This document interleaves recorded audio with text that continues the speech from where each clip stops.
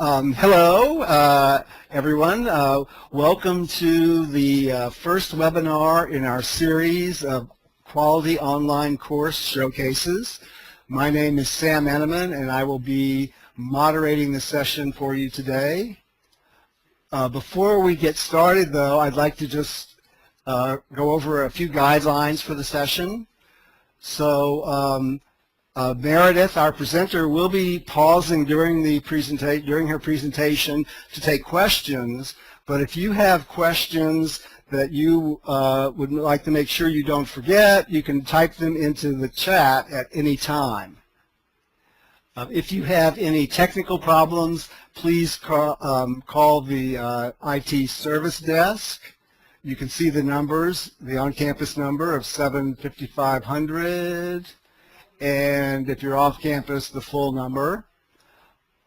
We are recording this session, and we will send a link to you. So before I move on, though, could I get everyone to type into chat where you are joining us from today, whether it's your home, office, Starbucks, wherever it might be. We are talking about quality online courses, and the process that we use is a process called Quality Matters. So if you are familiar with Quality Matters, would you please give me a check mark? If you're not familiar with Quality Matters, give me an X. Okay, so most people seem to know something about Quality Matters. Others don't. So maybe I'll just give a real quick, brief, high-level overview of what Quality Matters is. So it's a faculty-centered peer review process that certifies the quality of online course design, and what's reviewed is your course. The reviewers don't review you, but they do review the design of your online course. And what they use for that is the Quality Matters Rubric, which is, as you can see, there are 8 general standards, and you can see the topics that are covered there. And then in each of those standards, there are a number of what Quality Matters calls specific standards, and those are the standards that you actually get awarded points on. And the way that the Quality Matters program works is that you have to achieve 85%.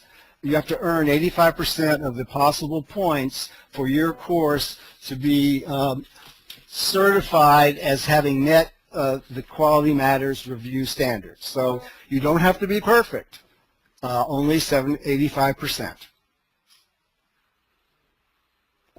So today our presenter is Dr. Meredith Troutman-Jordan from the School of Nursing, and she is going to be talking about her process of going through Quality Matters. But before that, I'll just tell you a little bit about Meredith. As I said, she is an associate professor in the School of Nursing. Her research interests include successful aging, health promotion of older adults, physical activity in older adults, and arthritis management. And her teaching specialty is psychiatric mental health nursing, family theory, and health policy. And as you can see, the course that she'll be showing us today and talking about is a course on psychiatric mental health nursing practicum. So please, everyone, let's give a round of applause for our presenter, Dr. Meredith Troutman-Jordan. All right, so this was the course, the Psychiatric Mental Health Nursing course. I did receive certification through Quality Matters for it. So that's what you see here at the top. And then just general information, which will be included in any course that I was teaching. I have a general news and announcement forum, and I'll just go to that right quickly. I'm going to click on that.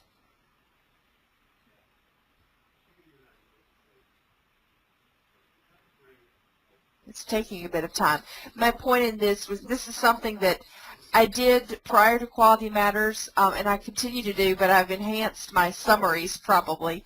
I have a general news and announcement forum, and I've just, one of the things that I added as a part of the Quality Matters process was some further description about the information in the course. So a further explanation, that is, of what this particular forum is for the students. One thing that I have found interesting this semester, and again it could be the particular students I've got, but they are not responding and interacting as much as students have in the past. However, that might be a good thing, but because perhaps the students just don't have the questions because I've already provided the information thanks to the detail that the Quality Matters process added to this course. What you can see here is what I do each week, which is provide a summary to summarize the clinical content as well as the discussion board content the students have provided, and I'll show you that a little bit further down.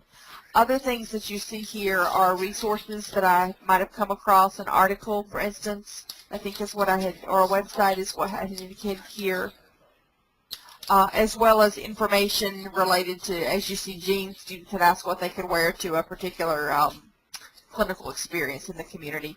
So yeah, this is just, and this is another benefit of having an online component to a classroom that, or to a class that is in clinical or in on-campus setting, is I can share information such as the NURS. You guys are probably all aware of it.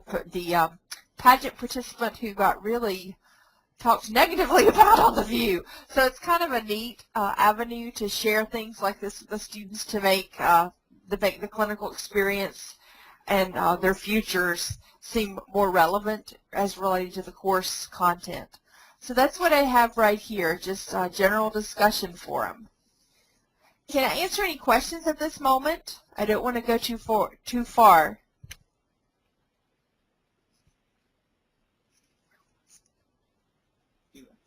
Okay. Okay, I'm backing up here, back out onto the main page of the course then. All right, so I have the general news and announcement form, which is probably the most commonly used one.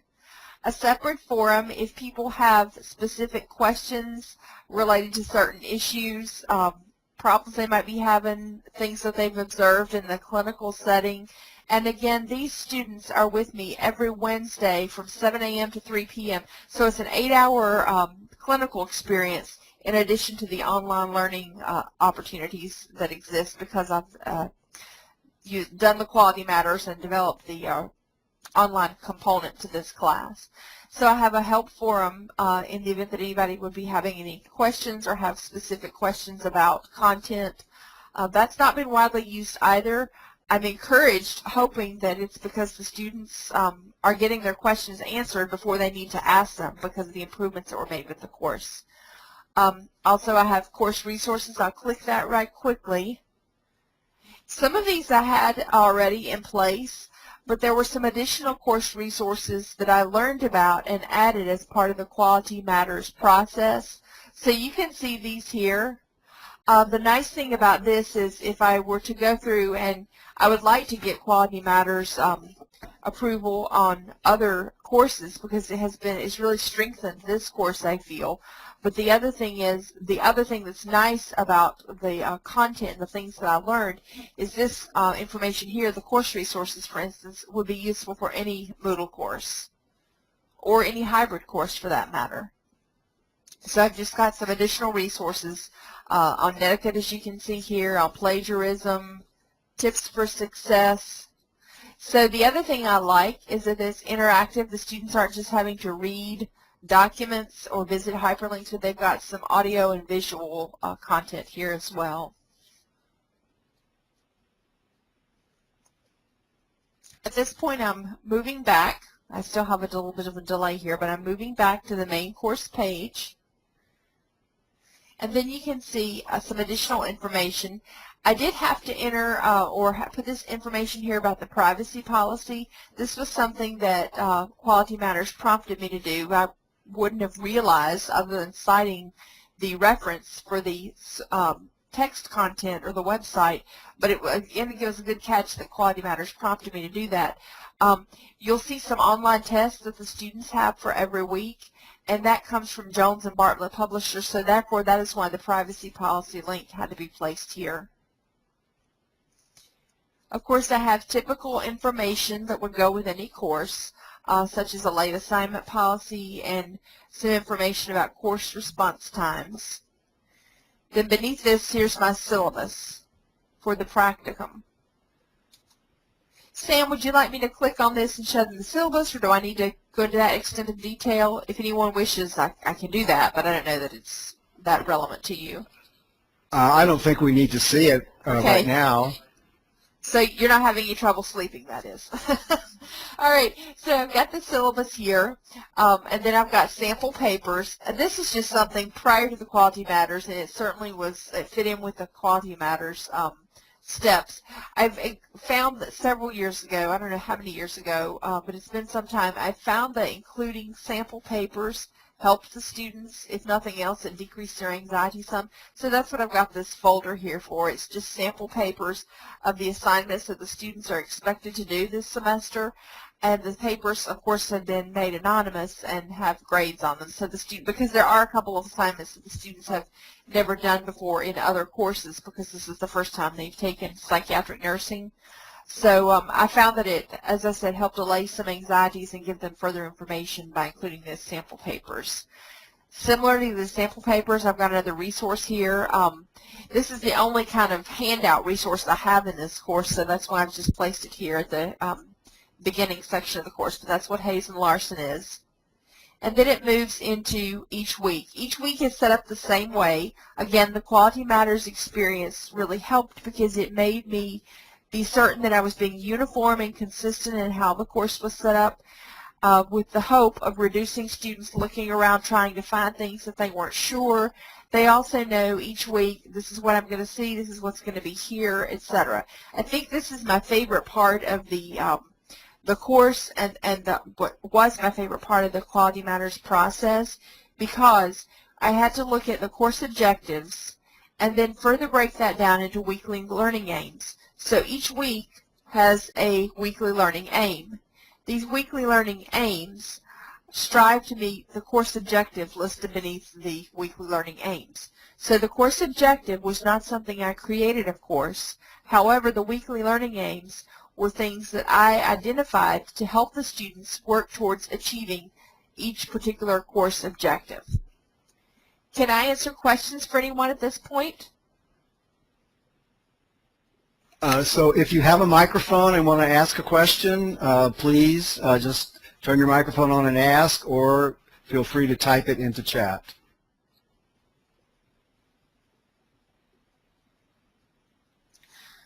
Okay. Well, next here is, and this is just a document, something that was specific to the fact that this was a hybrid course with a clinical component. But again, I can't reinforce enough how positive the experience has been thus far this semester in terms of being streamlined and going smoothly. And here's another example. The students have to, because of the nature of this course, they must complete some confidentiality forms, as well as get a specific different kind of badge for that unit.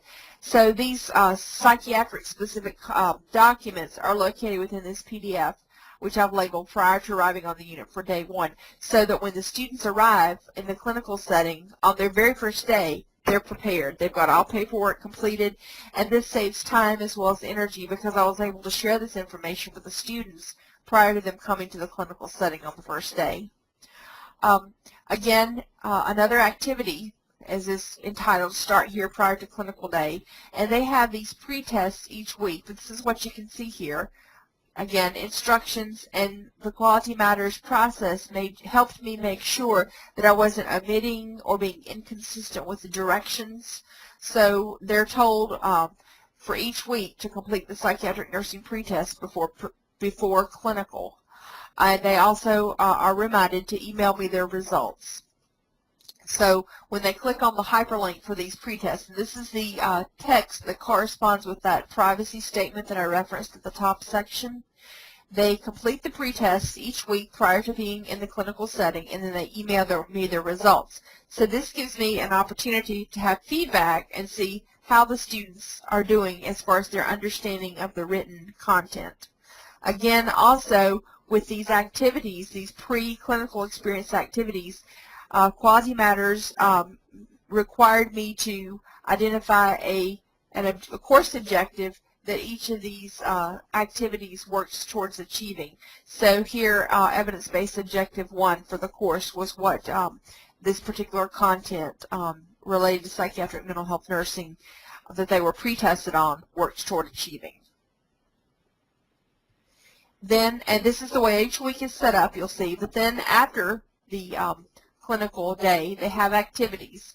As the title indicates here on this discussion board, after clinical day and week 1 discussion. So after the clinical day, as you can see, they post prior to, after their clinical day for week 1 and prior to the following clinical day for week 2, they post a discussion of observations. And that's what's present here. I have the rubrics for the discussion board included within my syllabus, so the students do have clear guidelines as to the content, what constitutes substantive comment versus superficial, non-quality content to get credit here for participation. So the idea again was that they're doing coursework and hopefully doing some critical thinking in the time between each weekly clinical experience. Can I answer any questions at this point? Yes, Meredith. Jason asked the question in the chat, how do you orient students in the first week? Great question. Thank you for asking that question, Jason. I usually email the students from Moodle, directing them to Moodle, telling them, to start by reading, as I mentioned, looking in that first section, paying careful attention to that document entitled, what was the title here? Let me scroll back up. Telling them to pay careful attention to the news and announcements, as well as the course resources, and specifically to look at this document. Prior to arriving on the unit for day 1, I tell them to be sure to read that in addition to the syllabus and let them know that there are documents that must be signed and to bring a hard copy of the signed document because they are not allowed onto that unit in the hospital if they have not completed that confidentiality form. They also must complete a TB test and have current CPR status as well, and that's detailed within the syllabus. But I do usually send out 2 emails just to remind them and make sure that everybody has that document entitled here prior to arriving on the unit for day 1. Everyone has to have that signed and turned in to me before they can walk on the unit. And I usually tell them in the email, if you don't do that, then you can't come to clinical. And if you can't come to clinical, then it's an unexcused absence, so then that's going to affect your course grade. So far, I haven't had anybody forget anything or mess anything up, and the same thing for this semester. All the students had all the necessary paperwork prior to going to clinical. I also encourage them to familiarize themselves and look through the Moodle course as well as the syllabus and identify any questions that they have. Rarely do I get anything emailed to me prior to the first face-to-face contact I have with the students. But I have found that the use of the Moodle site for the course, particularly since it's been enhanced with the Quality Matters rubric, has enabled them to provide more thoughtful questions when I do see them in clinical. And again, I think and I wonder if that's possibly cut down on the emails and the discussion board posts, because I've only had maybe 2 or 3, and usually it's a text message or an email from a student saying I'm sick, I'm running late, or something of that nature, so not anything that's specifically related to the course itself. As I said, it's been a fabulous experience, and I can't say enough positive things thus far about this, the Quality Matters process. So each week, as I said, is set up similarly so that the students know what to look for, they know where things are going to be found, and then I'm consistent. As an example, week 2 has a content area, legal and ethical issues. I have the weekly learning aims and then the course objective that those weekly learning aims are working towards. One thing I'll also add, and I've told the students this as well several times to reinforce that, but these weekly learning objectives, weekly learning aims, as well as the course objective, weren't just identified, by chance. The first thing I did when I was developing these learning aims, aside from looking at the course objective for this course, was I looked at the classroom component. So for these students in this clinical setting, 1 day per week they're in the clinical setting, but then they also have a day that they're in a classroom setting doing the accompanying course, which is a didactic course. So I also looked at the objectives for that and made sure that I matched up each week's content with what they were doing in the classroom setting. So for example, for week 2, in the clinical setting, they're focused on legal and ethical issues. They're also focusing on legal and ethical issues in their classroom component for this content area or for this course. So again, I was striving for consistency to reinforce the learning. So as I said, as an example, for week 2, they're talking about legal and ethical issues for their didactic component as well as in their clinical setting. So I'm hoping to reinforce what they're learning in the clinical setting, reinforce what they're learning in the classroom setting here in clinical. Similarly, yeah. Oh, so I just wanted to Sure. say that we didn't say this earlier, but your course is actually not a 100% online course, but it's a blended or hybrid course. Isn't that right? That's correct. I'll also add, since Sam made that comment, that I think there's 4 sections of this course per semester, or at least in the fall semester. There's 4 sections of this course. I think, but I'm not sure, that the other course section instructors, I think, use Moodle, but they could just as easily not use Moodle. Someone could still require students to turn in hard copy papers of everything and just email their students. So this course does not have to be a hybrid course. I felt like the use of a learning management system years ago even enhanced it. And as I said before, doing the Quality Matters process just further strengthened the course. But my point with that example is that this course is hybrid, but you know, an instructor who just came on board who perhaps did not like the use of technology could teach this course with no use of computers or any of this other technology. I would argue that it wouldn't be the same quality, but that's neither here nor there. Meredith, we have a couple of more questions that came in through chat. Sure. So one of them is, Jim asks if you could show the evidence-based objectives and the value-based objectives. Sure. What I'll do is I'm going to scroll up here to the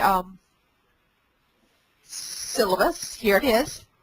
And there will be the course and, the evidence and values-based objectives for this course. And each course within our program, let's see. We're not seeing that. I'm waiting on it. It's okay. Not opened yet. Oh, here we go. Okay. Bear with me. So it's being slow, but I'm working on opening those. And the point I was going to make is that each course within our program has evidence-based and values-based objectives. Can you see now the syllabus here? Here is the evidence-based objectives and values-based objectives that I referenced just a moment ago. Let's slide that over so you can see that. How's that? Yep, I can see them okay. How about everybody else? Okay, thank you. And those, as I mentioned, are threaded throughout this course, so they're identified for each week. The learning activities, both in clinical as well as the pretest and the discussion board questions or the discussion board prompt, are all linked with the evidence-based or values-based objective for that course, which in turn is linked to the weekly learning aim. So can you, okay, so where are the value-based objectives? Can you see my screen here? It says course objectives in bold. Right. Beneath that, I've got evidence-based objectives, and I've got 1, 2, 3, 4, 5 listed. Right. Beneath that is a section entitled values-based objectives, and there should be 4 numbers located beneath that. We're not. You need to scroll down. There we go. Yeah, keep scrolling. That's where the next page. Located. Yeah. How about okay. this? Is that yeah. Well, we can see a couple of them anyway. Whoops! It'll only let me scroll so far down before it flips to the next page. That's okay. That's all right. So why don't you go back to your browser and open up the course, and then we have another question from Heather. So Heather asked, do you also meet face-to-face during the hybrid course, and if so, how often?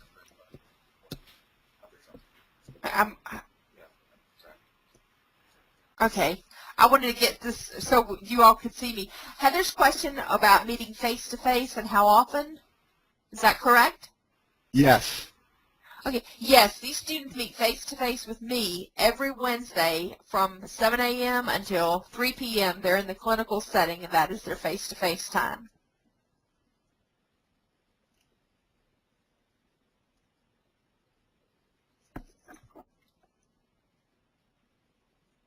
Can you hear me? Yes, yes. Oh, okay, just to make sure I hadn't lost you. Yeah, no. So I think the thing to do now is to bring your browser back up, and then you can continue showing us whatever you want to show us in the course. Okay, he says to bring the browser back up and to continue showing. Make the browser the active window on your computer, and we should Okay. be able to see it in the application sharing. How's this? Well, you've zoomed in so much, you need to, zoom back out Zoom on your back browser. out? Yeah. Keep going. Oh, there you go. Okay. That's good. Okay, we've got several monitors here we're dealing with, and I wanted to make sure you could see. So this is kind of going back to the course. This is back at the information at the start of the course. I had asked a few questions. We've gotten to week 2. As I said, each week is structured the same. I'm just scrolling down right here, and you'll see the same content for each week. That is the focus for the week. Here, the example of week 2 is legal ethical issues, the weekly learning aims, and the course objective. Followed by that is always the information students are to do prior to their clinical day. That is the pretest I referenced. And then activities for the week, which is always comprised of their discussion. Occasionally I'll have something additional like the videos here on ethical and legal issues and mental health. But any extra activity in addition to the discussion board participation would be located in activities. And actually I was just noticing that week 2 pretest should not be located there. It should be located above that in the prior to clinical day section right here. So as I said, each week, and it could be that the pretest results where they submit that in, it could be that that was something I was directed to by Quality Matters. I don't remember, because if it were up to me, I probably would have put that there where the pretest hyperlink is. Just something I noted when I was going through there. But each week, again, is the course focus, their learning objectives, their weekly learning aims, and their course objective. Again, there's the pretest, and then their discussion board and where they submit their pretest. I'm thinking I must have been instructed through Quality Matters to put the Dropbox for submission of the pretest down there below because I've got that for every week. It looks like where the discussion board is. And that, thank you very much. Bruce was reminding me, this again speaks to Quality Matters, that's part of the assessment of their learning was the pretest. So that is why we had that posted with the activities. Because I do, and this brings me to the next thing to share, I do read through the discussion boards. So I read through those activities in addition to reviewing the students' pretests. And that's what I include in my summary for each week that I showed you at the beginning for the instructors' announcements. Usually it's on a Monday. I'll review the previous week's discussion boards, and then I'll summarize that and send that to the students in the summary for the week, in addition to any other things I might need to tell them, if there's been a time change or anything like that out of the ordinary has occurred. So this also lets the students know that they need to submit quality discussion posts because I'm reading their discussion posts. It's also an opportunity if anybody might be incorrect about information to straighten them out and let them know, or you didn't quite understand that, etc. So this is what I've got for each week. As I said, the same organizing order, so I don't skip anything and the students know what is what to expect where. Here it starts, I think I was in week 7. There's a Dropbox located. The students for this particular course have to locate one research article on the role of genetics related to some kind of psychiatric mental health illness or issue. So I've placed these Dropboxes, such as the one you see here labeled genetics assignment. I've placed those in the corresponding week that they're due. And that information, again, is located within the syllabus that has the plan of classes and the due dates for all of these assignments. There's a couple other assignments due later in the semester that you'll see similar drop boxes for. Perhaps it's week 8, I don't recall. It must be later on. Meredith, could we Yes. pause and take a couple more questions? Sure, sure. Okay, so Jason wanted to know, given the amount of time the students spend in that clinical portion of the course, how many credits is this course for them? This is a 3-credit course. Okay, and Jim wanted to know, do the students comment on each other's discussion board posts? First, let me back up. I think I misspoke about the 3 credit. I believe it's actually 4.5. I'm thinking about their credit versus my workload credit, so I might be misspeaking there. Because and part of the reason that my memory was jogged is the didactic part is 3 credits. So they're getting credit for their classroom content, and then they're getting credit for their clinical day. And I believe their clinical day ends up being 4.5 credits. There's some unusual formula to calculating the number of credit hours an 8-hour clinical day equals, and I don't understand that, but I believe that's how it is. Now, his question was about their commenting on each other's posts. Yes. He wanted to know, do the students comment on their posts? Yes, they do, and that is included in the syllabus as part of the rubrics, for which, again, Quality Matters made me think through this. And I have rubrics for grading of all assignments, such as the genetics assignment that I just referenced. In addition, there's rubrics provided in the syllabus for the discussion board. And they have to provide at least one substantive post. And I usually give them an example. I'll tell them what substantive means and what it does not mean, which is just saying something like, I agree, and leaving it at that. There has to be evidence that they've observed something or read something and made that connection with what they've experienced in the clinical setting. And for the discussion boards, they must provide at least one substantive post and one response to a colleague's post.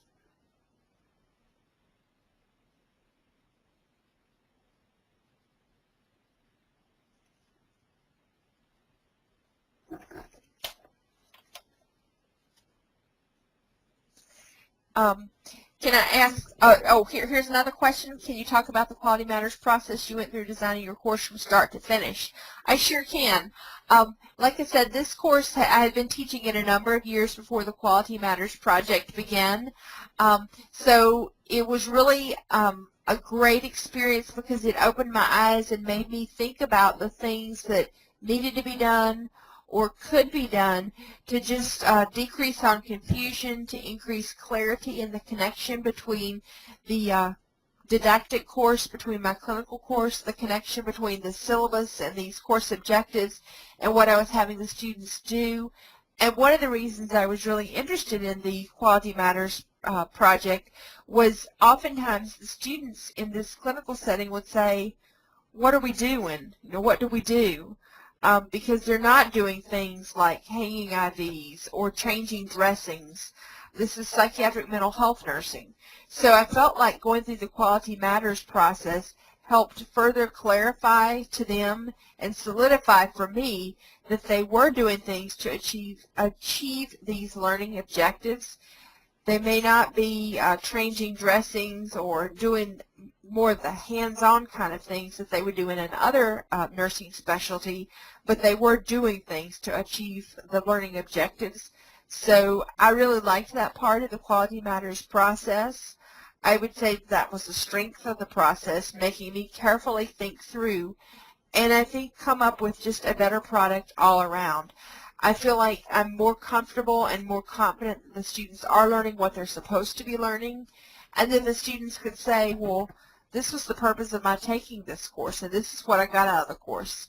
beyond just it was a good experience, it made me feel good, but what they actually learned. For instance, greater understanding of psychotropic medications, ability to practice basic therapeutic communication skills. I feel like the students are going to be able to more clearly and comfortably articulate what they've learned from the course as a result of going through the Quality Matters process.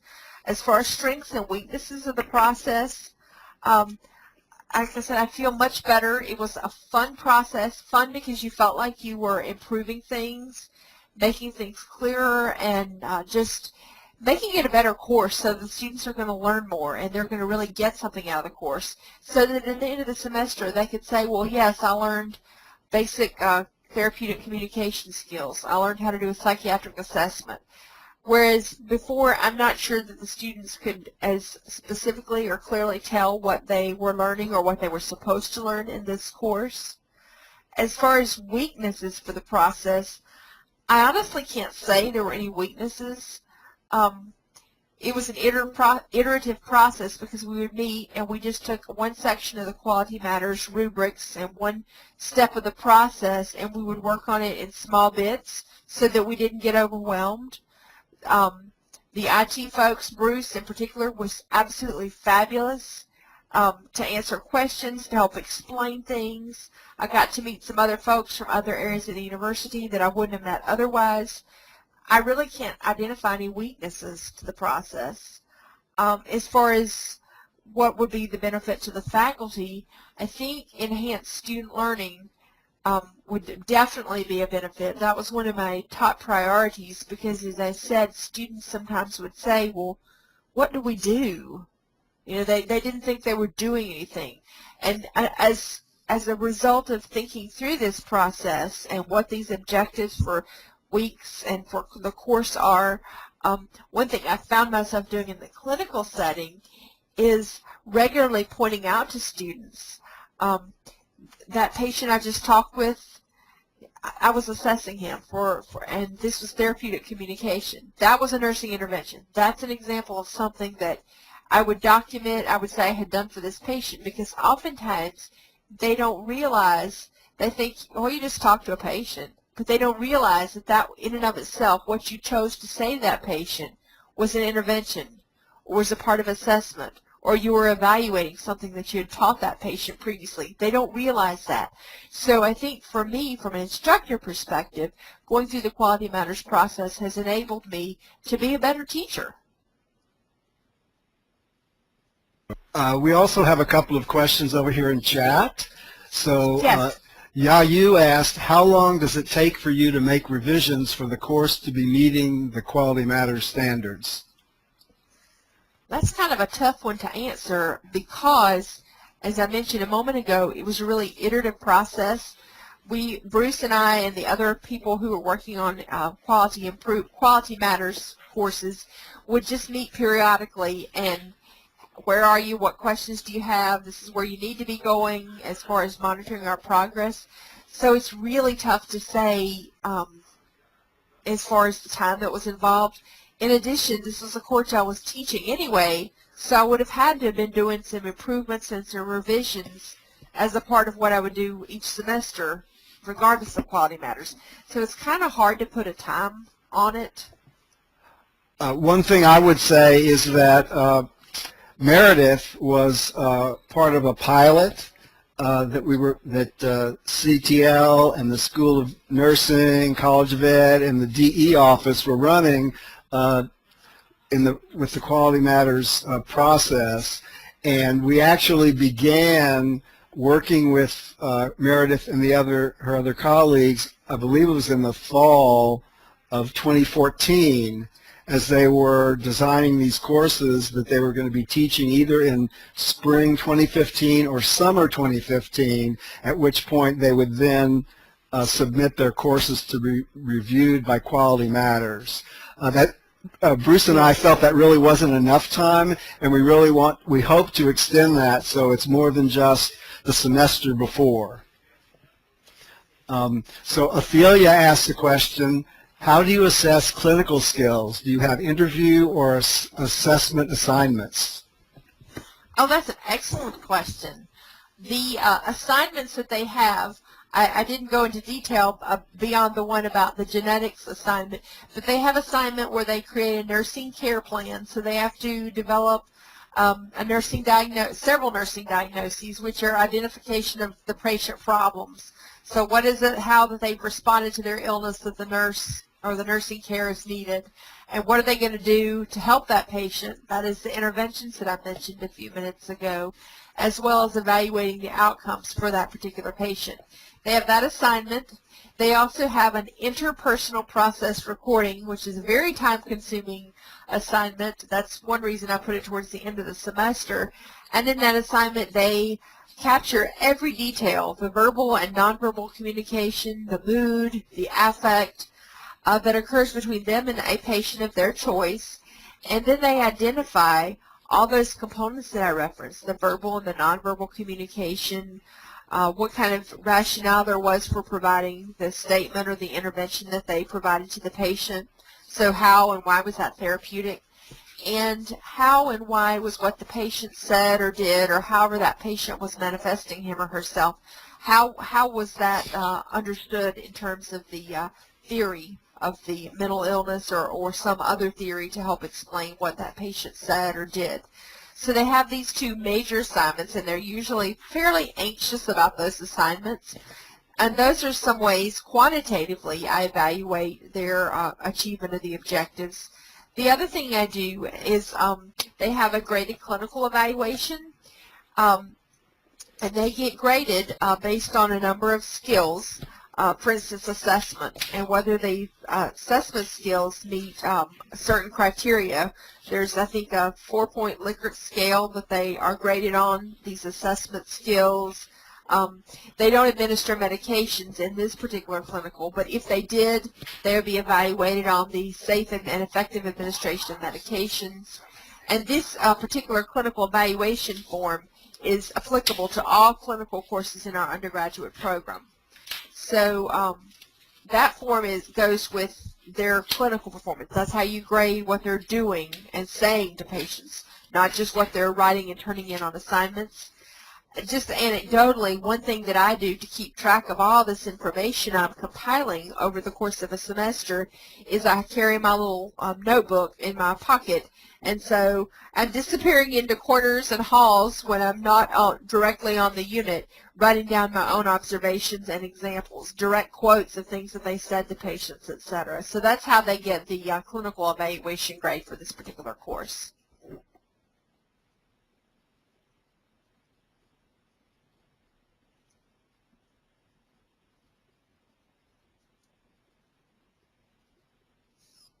Can I answer any further questions?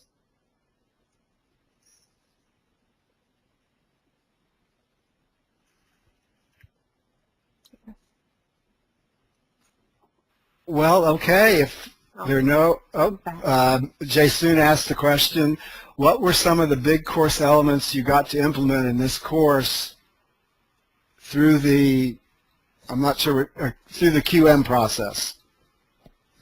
Well, I guess I'm wondering what he means by big course elements. Jason, why don't you tell us? You can use your microphone if you'd like. Can you hear me? Yes. Okay. Yes. I mean, like some of the new things that you got to try in your course, like I can see that you have this weekly learning aims and course objectives, probably corresponding to the standard one.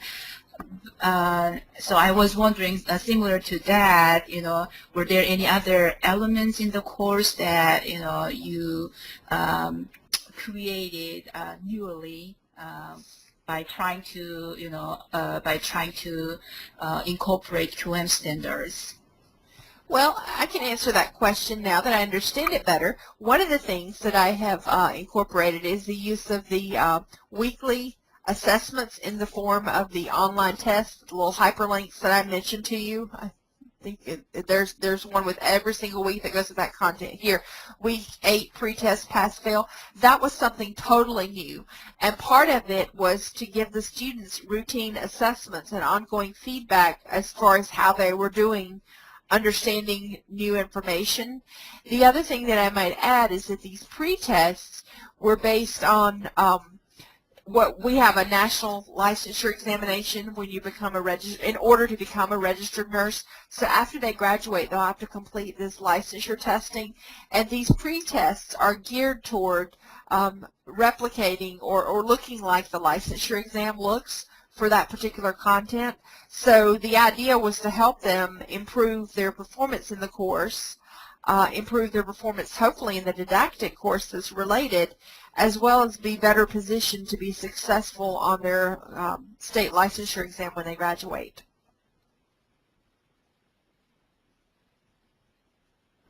Okay, well, thank you. Mm-hmm.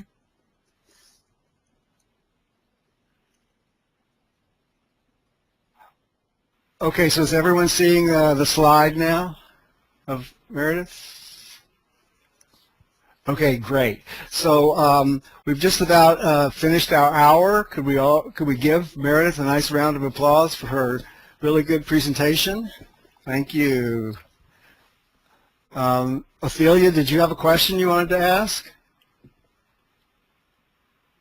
I see you raised your hand. So, okay, no problem.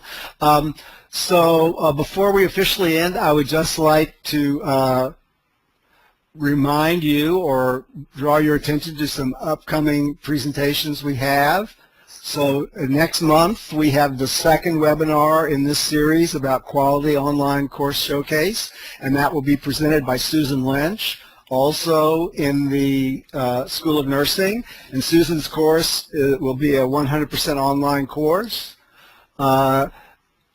Next week, we have the second in our series of Leading Effective Synchronous Web Conferences presented by Bobby Hobgood, the director of the Learning Resource Center. And then later on this month, on October the 21st, Florence Martin from the College of Ed will do the second webinar in her series about teaching online. So those are all available for you to sign up and attend via the CTL calendar of events. So I would just like to thank everyone for attending, and as I said, we will be posting a link to the recording probably tomorrow. So thank you everyone for coming.